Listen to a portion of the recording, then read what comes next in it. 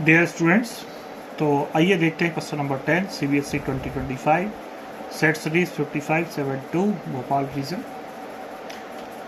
हमें कहा गया है कि mass number of two nuclei A and B are 27 and 64 respectively and the ratio of their radii R A and R P. हमें basically question में mass number दिया गया है और उन्होंने रेडियाई का रेडियस का रेशियो पूछा।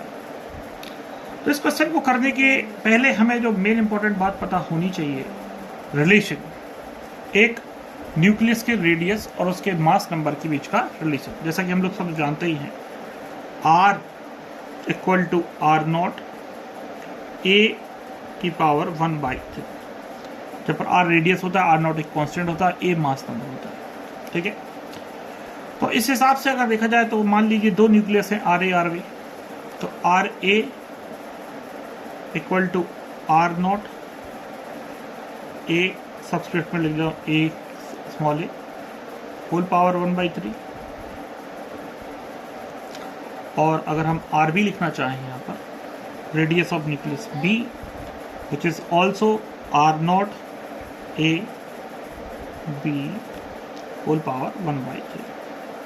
अब इन दोनों का बच्चों अगर हम रेशियो ले लें तो हमारे पास रेशियो आ जाएगा R A radius of nucleus A upon radius of nucleus P और R not mass number of nucleus A और 1/3 upon R not mass number of nucleus B power 1/3।